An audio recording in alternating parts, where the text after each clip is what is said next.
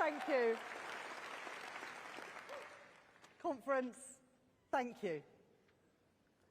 This time last year, I stood on this stage and I made a commitment. I promised that we would get Britain building again, repair our NHS, and power growth in every part of Britain.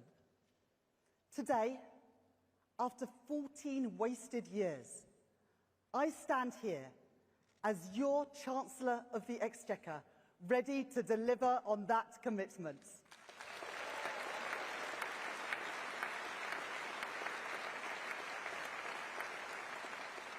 At this conference, we welcome more than 200 new Labour MPs, members of the most diverse parliament in our country's history. Labour winning for the very first time in seats like South East Cornwall, the Isle of Wight, Aldershot, Banbury and Basingstoke.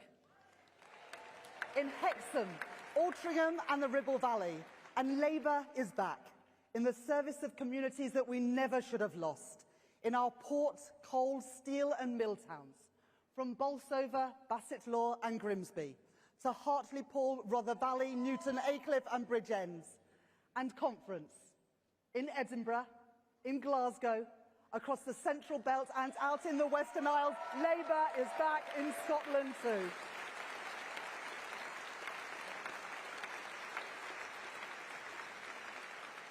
So let me pay tribute to the people in this hall who made that difference. Those who stayed and fought through the hard years. Those who came back to our party under Keir's leadership. And those who joined us for the very first time. You helped change our party. And you gave us this priceless chance to change our country for the better. To all of you, a huge thank you.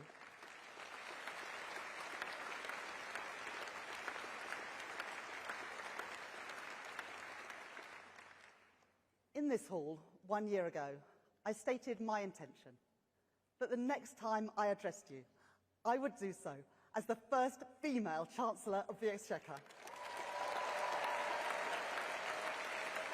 Today, Conference, you can consider that a promise fulfilled.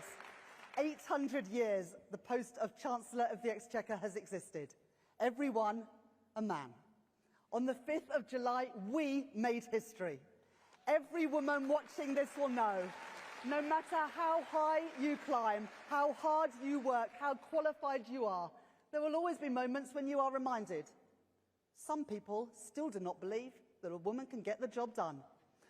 But millions of women in our party, in our trade unions and in every walk of life beat back those doubts. I am here today because I worked hard, yes, but most of all I'm here because of the efforts of those who went before me. Trailblazing women like Jenny Lee, Barbara Castle, and our friend and our inspiration, Harriet Harman.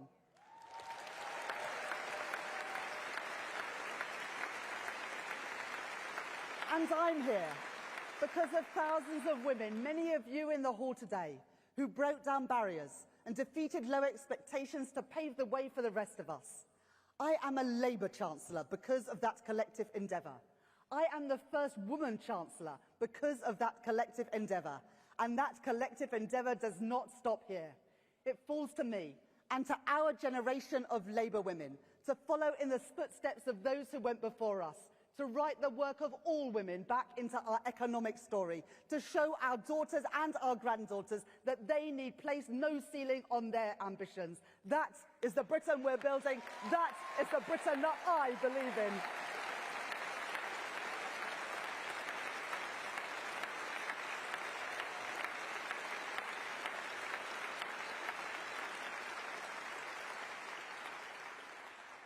But Conference, why is it that the British people put their trust in us for the first time in 5 general elections? It is because, thanks to Keir's leadership, we left no stone unturned to show that Labour is the party of economic responsibility and the party of working people. We were elected because, for the first time in almost 2 decades, people looked at us, looked at me, and decided that Labour could be trusted with their money. That is more than a political choice or a single line in any manifesto. It is about our values, because we saw what happened 2 years ago when governments play fast and loose with the public finances. When the prices of food and housing and energy soar, it is working people with mortgages, rents and bills to pay who suffer the consequences. Well, I will not take that risk. I will repay the trust that people put in us. Trust is hard-earned, but it's easily squandered. Just ask the Conservatives. They paid the price for their incompetence, their dishonesty and their rule-breaking. We are still selling arms to Israel. I thought we were voting for change, Rachel. Climate breakdown is on our doorstep. And we are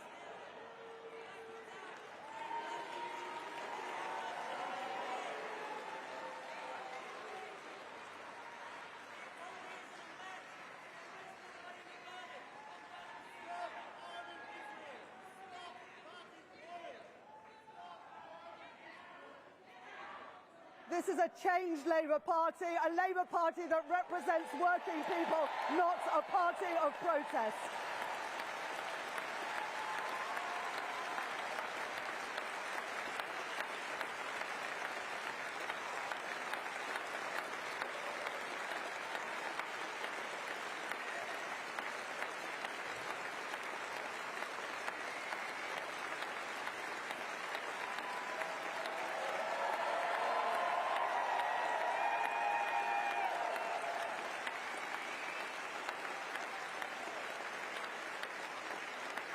We're in government today because we changed our Labour Party and we now have the chance to change our country for the better. We've had years of protest and we've had years of division and decline that left working people worse off. It wasn't for the Conservatives just the heaviest defeat in their party's history, but it was the heaviest defeat for any governing party in British history. And conference, I can tell you today that I am so proud that our Women's Parliamentary Labour Party is bigger than the entire Conservative Parliamentary Party.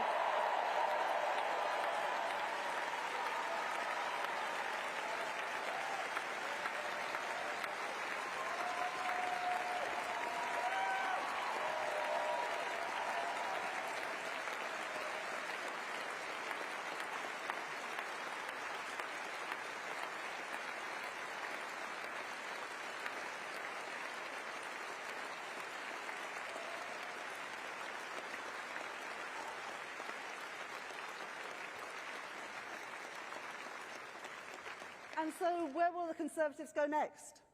Well, what a clash of the titans their leadership contest has become. The former Home Secretary, who called the Rwanda scheme batshit, and is of course now pledging to bring it back. The former Immigration Minister, who found himself too right-wing to work with Suella Braverman. The moderate candidate, the former Security Minister, who says that he acts on his principles, previously demonstrated by backing Liz Truss to be Prime Minister. And then there's the former Business Secretary, who claims that she became working class at the age of 16. But conference, the Tories' failure was not just because they were incompetent or deluded, not just because they put party before country. Though, of course, both of those are true. It is because they do not understand the world as it is today. They do not understand the premium on economic stability in an uncertain world. They do not understand that in our new age of insecurity, government cannot just get out of the way and leave markets to their own devices. Instead, the Tories cling to the discredited, trickle-down and trickle-out dogma that a strong economy can be built through the contribution of just a few people, a few parts of the country, or a few industries.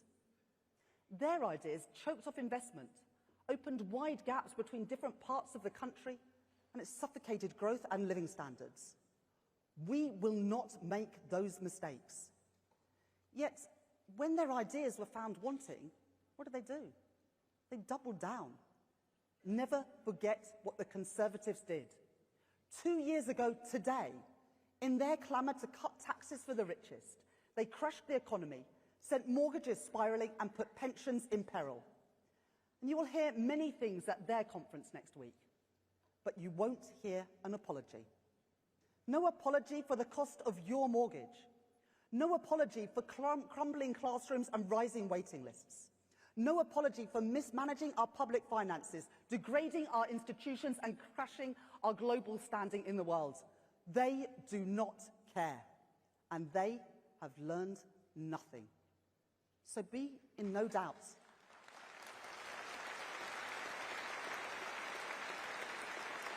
Be in no doubt. Given the chance, they will try and do it all over again. Only we, only the Labour Party can stop them. So we must have no complacency, a relentless focus on the priorities of the British people, and iron discipline. We cannot give them that chance. So let's resolve together today that we will not give them that chance.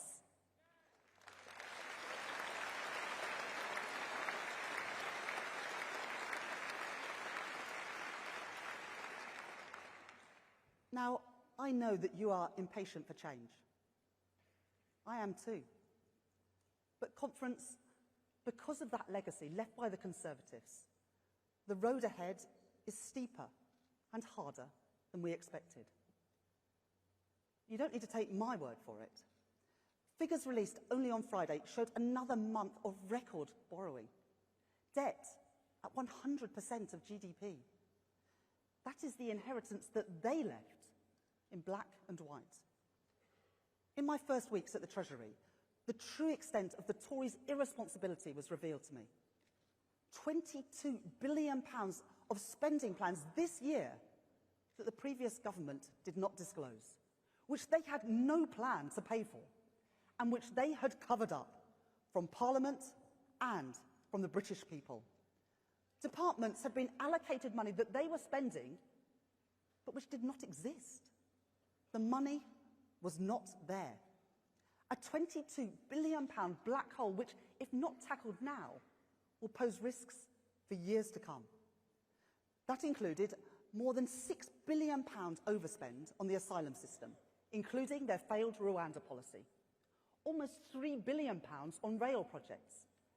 The nation's reserve, intended for genuine emergencies, set to be spent 3 times over, only 3 months into the financial year. They were reckless, they were irresponsible, and they acted in that way, not because they believed it was right for our country, but because they believed it might rescue their party from defeat.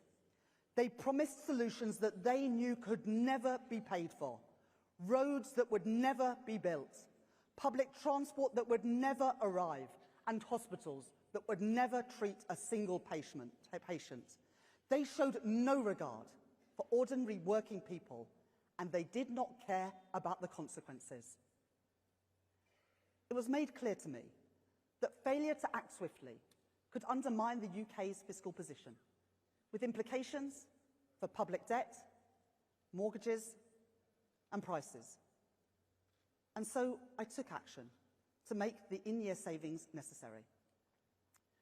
We are reviewing plans for new hospitals promised by the Conservatives but which they did not budget for. We cancelled road and rail projects promised by the Conservatives but which they did not budget for. And I made the choice to means test the winter fuel payment so that it is only targeted at those most in need. I know that not everyone in this hall or in the country will agree with every decision that I make. But I will not duck those decisions. Not for political expediency, not for personal advantage. Faced with that £22 billion black hole that the Conservatives left this year, and with the triple lock ensuring that the state pension will rise by an estimated £1,700 over the course of this Parliament, I judged it the right decision in the circumstances that we inherited.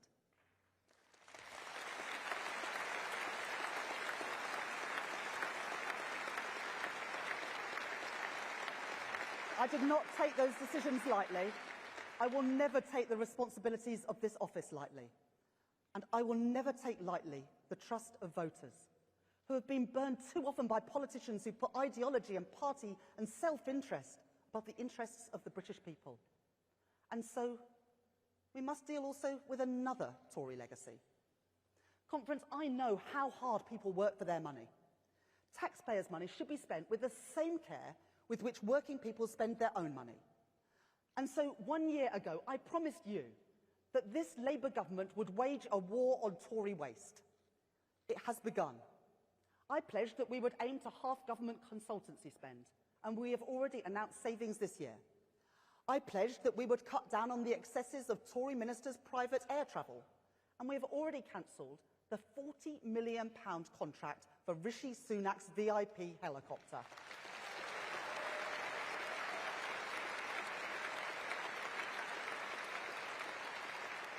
And I pledged that we would act on the carnival of waste and fraud that took place during the COVID pandemic.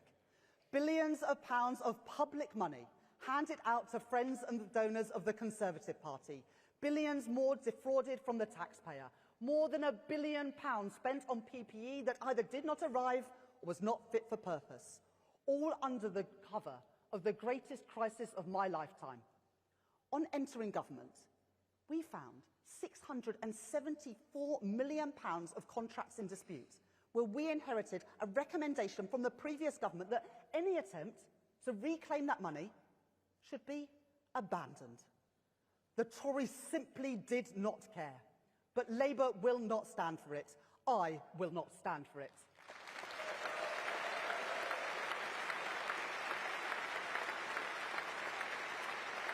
So, as I promised, we are appointing a COVID corruption commissioner. It could not be more urgent. And I have put a block on any contract being abandoned or waived until it has been independently assessed by that commissioner. I won't turn a blind eye to rip-off artists and fraudsters.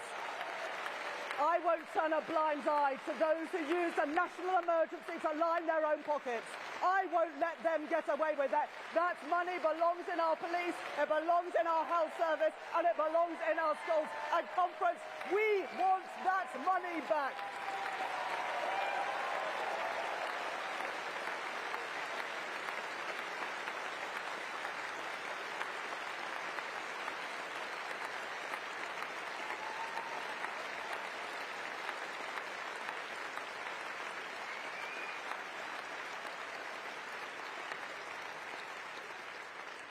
Next month, I will deliver the first budget of this Labour government. The first Labour budget in 14 years. And because I know how much damage has been done in those 14 years, let me say one thing straight up. There will be no return to austerity.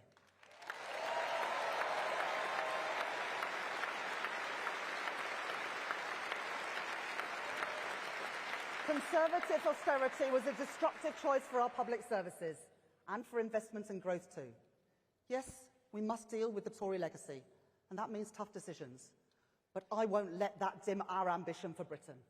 So it will be a budget with real ambition, a budget to fix the foundations, a budget to deliver the change that we promised, a budget to rebuild Britain. And my budget will keep our manifesto commitments. Every choice we make will be within a framework of economic and fiscal stability. You'd expect nothing less. We said we would not increase taxes on working people, which is why we will not increase the basic, higher or additional rates of income tax, national insurance or VAT. And we will cap corporation tax at its current level for the duration of this Parliament. Conference, as promised, we will extend the energy profits levy on oil and gas producers to invest in homegrown energy here in Britain.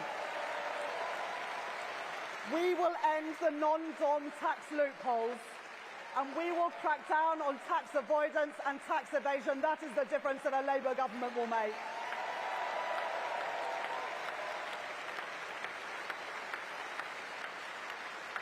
And we are already delivering on that promise to cut down on tax avoidance and tax evasion, strengthening the powers of HMRC under the leadership of our Exchequer Secretary James Murray, and recruiting 5,000 new tax compliance officers.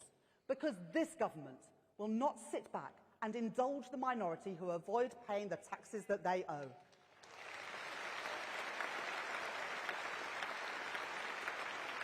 And Conference, we will enact another manifesto commitment, Because I know every parent has aspiration for their children. And I know the strain that our state schools have been under. This government will introduce VAT on private school fees to invest in our state schools.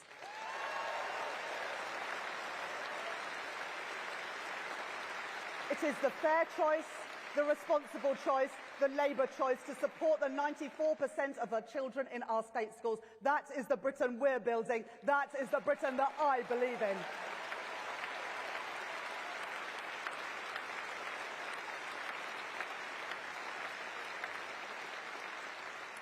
This budget will be a budget for economic growth. It will be a budget for investment. Because today we find ourselves at the very bottom of the G7 league table for economy-wide investment as a share of our GDP. And we must change that. Conference, I believe in a better Britain. A Britain of opportunity, fairness and enterprise.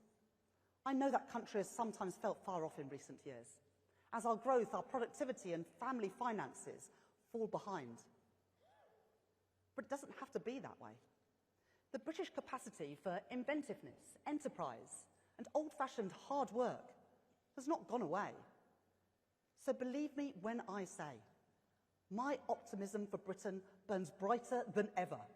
My ambition knows no limits, because I can see the prize on offer if we make the right choices now. Stability is the crucial foundation on which all of our ambitions will be built. The essential precondition for business to invest with confidence and for families to plan for the future.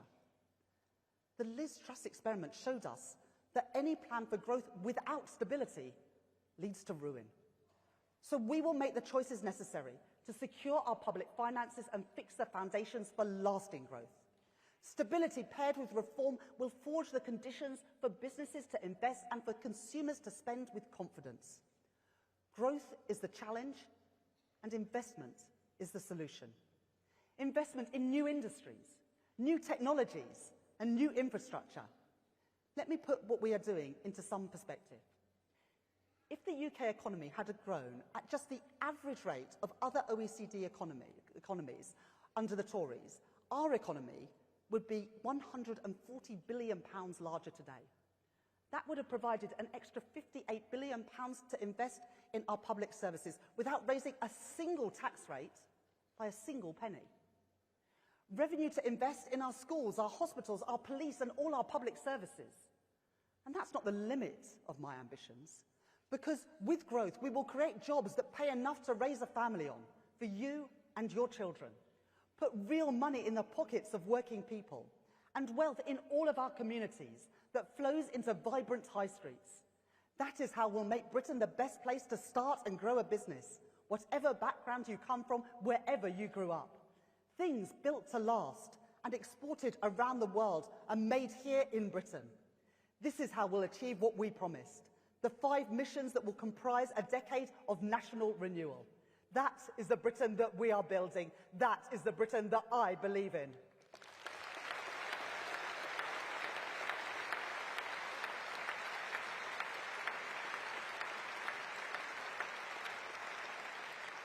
During the election campaign, I visited businesses all over Britain, from historic brands seizing the opportunities of the future, to innovative startups at the cutting edge, to high street businesses breathing new life into their communities.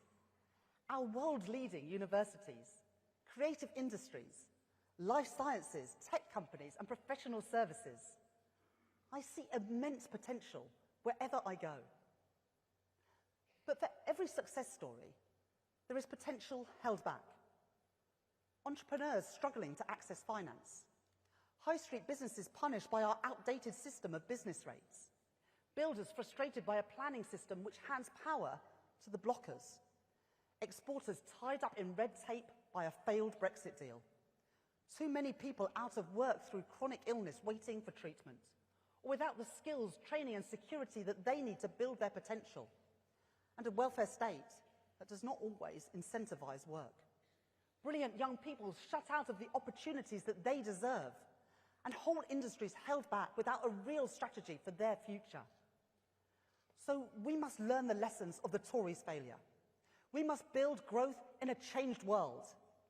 In this age of insecurity, growth requires stability But not stability alone. It requires active government, and it requires the contribution of people in every part of Britain, not just a few. Where there are vested interests, outdated practices, or institutional barriers obstructing productive investment, we will confront them head on. Where active government is called for, this government will act. And conference, it is time that the Treasury moved on from just counting the costs of investment to recognising the benefits too. So we are calling time on the ideas of the past, calling time on the days when government stood back, left crucial sectors to fend for themselves and turned a blind eye to where things are made and who makes them. The era of trickle-down, trickle-out economics is over. And so I can announce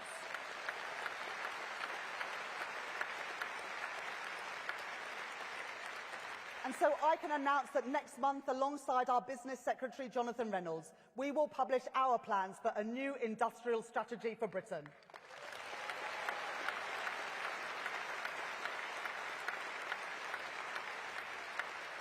A strategy for driving and shaping long-term growth in our manufacturing and service sectors. A strategy to unlock investment, create jobs and deliver prosperity. A strategy to help break down barriers to regional growth, speed ahead to net zero and clean power by 2030, and build prosperity on strong and secure foundations. Because when I said that this Labour Party is proudly pro-business and proudly pro-worker, I meant it. This mission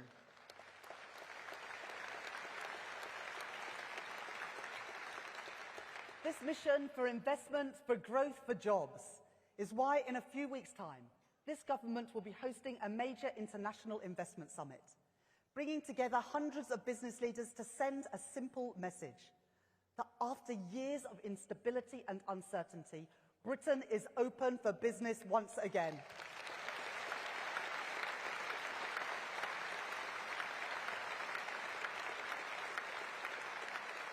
And this mission is why we will reform our pension system, overhaul business rates, give power to our regional mayors and leaders, deliver a plan to get waiting lists down and people back to work, and forge a closer relationship with our neighbours in the European Union while pursuing trade deals to open up new markets too.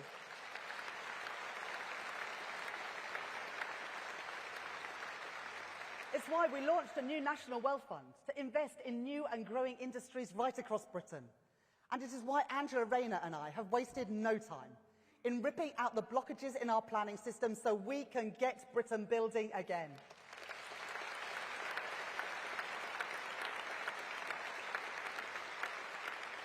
You know, within 72 hours of taking office, we did more to unblock the planning system than the Conservatives did in 14 years, including an end to the senseless Tory ban on onshore wind.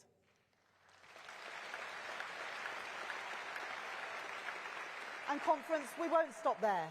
Onshore wind to bring down your energy bills, new data centres for good jobs in the industries of the future, and housing for the decent home that every family deserves. That is the Britain we're building. That is the Britain that I believe in.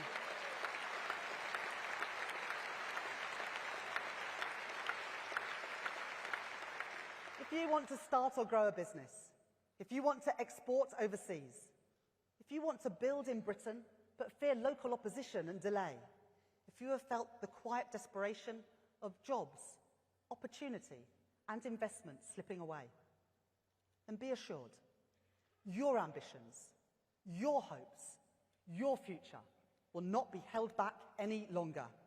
I have promised this hall before that what you will see in your town, in your city, is a sight that we have not seen often enough in our country. Shovels in the ground, cranes in the sky, the sounds and the sights of the future arriving. We will make that a reality. Jobs in the automotive sector of the future in the industrial heartland of the West Midlands.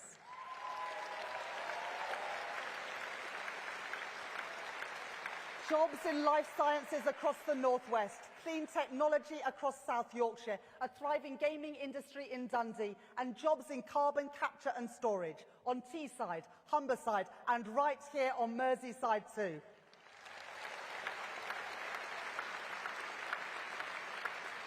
Wealth created and well shared in every part of Britain. That is the prize. That is the Britain we're building. That is the Britain that I believe in.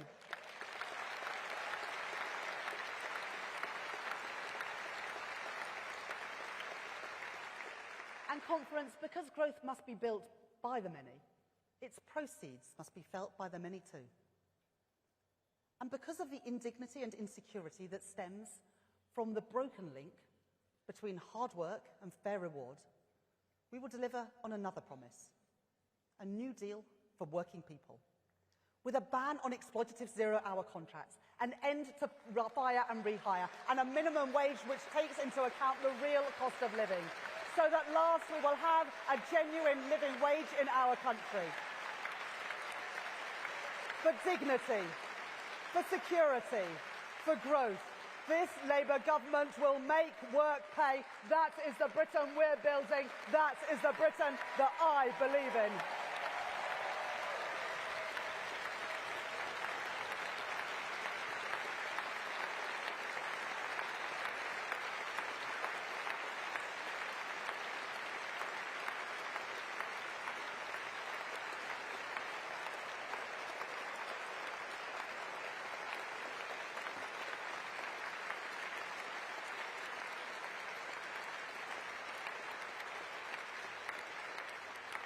Within weeks of entering office, we faced another choice.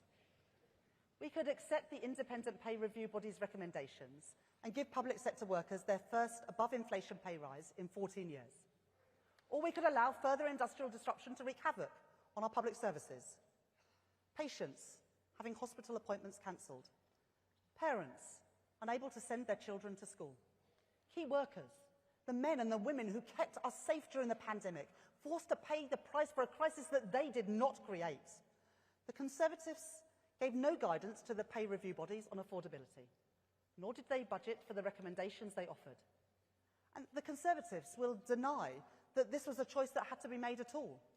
They will claim that it was a viable strategy to let industrial action continue, to let a crisis in recruitment and retention spiral, and let public services deteriorate yet further. That was not a choice I was willing to make, and it was not a choice that was in the national interest either. So I am proud to stand here as the first Chancellor in 14 years to have delivered a meaningful real pay rise to millions of public sector workers. We made that choice. We made that choice not just because public sector workers needed a pay rise, but because it was the right choice for parents, patients and for the British public, the right choice for recruitment and retention, and it was the right choice for our country. If the Conservative Party, they want to fight about this, if they want to argue that we should have ignored those pay review bodies, that public sector workers should fall further behind the cost of living, that ordinary families should pay the price of industrial action, if the Conservative Party want to fight about who can be trusted to make the right choices for our public services and those who use them, then I say, bring it on.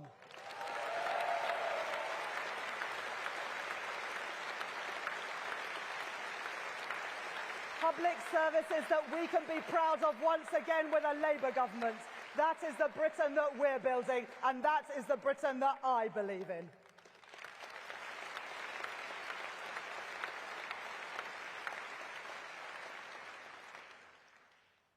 Let me tell you where I'm coming from. My mum and dad were primary school teachers, and I'm really proud of that. My mum was a special needs teacher at my school, and my dad was a head teacher at a different local primary. I know how hard my mum and dad worked, how dedicated they were, the long hours they put in, my sister Ellie and me playing in our dad's office whilst he worked late. And they had to do that in the face of a Conservative government that in its every action showed that it didn't care much about kids in schools like theirs, ordinary comprehensive schools like the one that I went to, and the kids that I grew up with. My mum and dad lived their values, and they taught me the value of public service, of hard work, of giving something back to your community. I joined this party because of 3 words spoken in a conference hall in Blackpool 28 years ago. Education, education, education.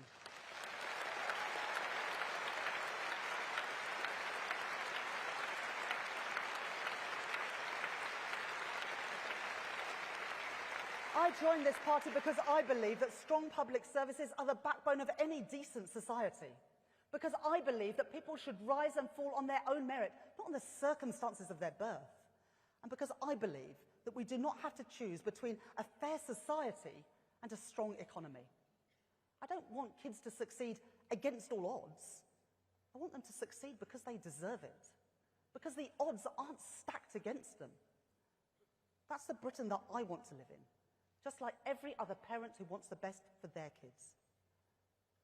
So I will judge my time in office a success if I know that at the end of it, there are working class kids from ordinary backgrounds who lead richer lives, their horizons expanded, and able to achieve and thrive in Britain today. That starts by taking the first steps on delivering another manifesto commitment. Our promise, led by our Education Secretary, Bridget Phillipson, to introduce free breakfast clubs in every primary school across England.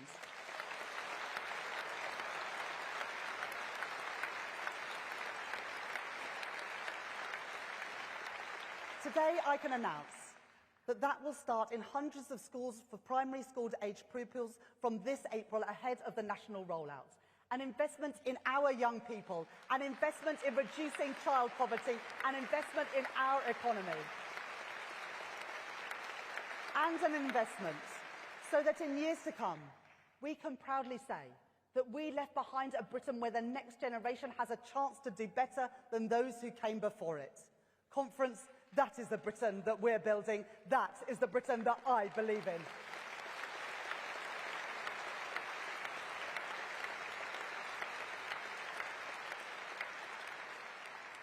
The work of change is only just beginning, and the stakes are high. Trust is a fragile thing. We've seen the consequences when mainstream politics comes up short.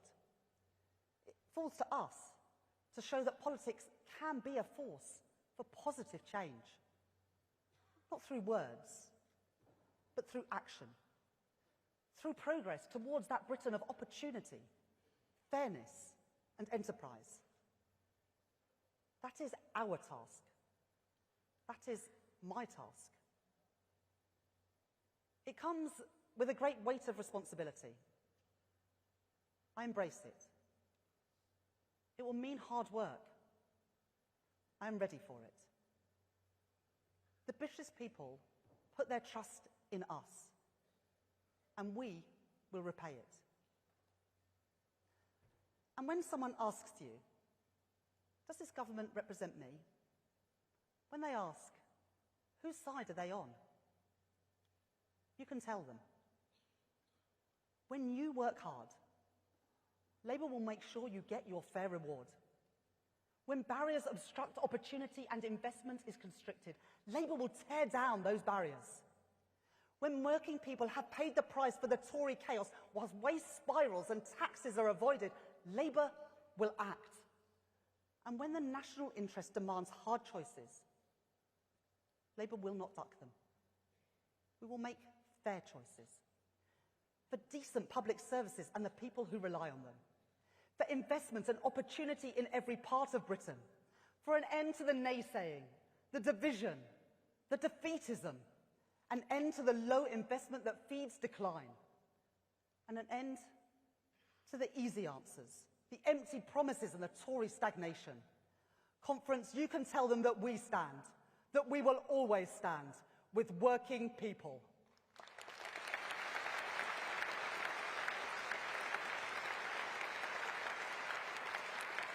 We changed our party, now let us change our country. This is our moment, our chance to show that politics can make a difference, that Britain's best days lie ahead, that our families, our communities, our country need not look on while the future is built somewhere else, that we can and we will make our own future here. A Britain trading, competing and leading in a changed world. A Britain founded on the talent and the efforts of working people. That is the Britain we're building. That is the Britain I believe in. Together, let's go and build it.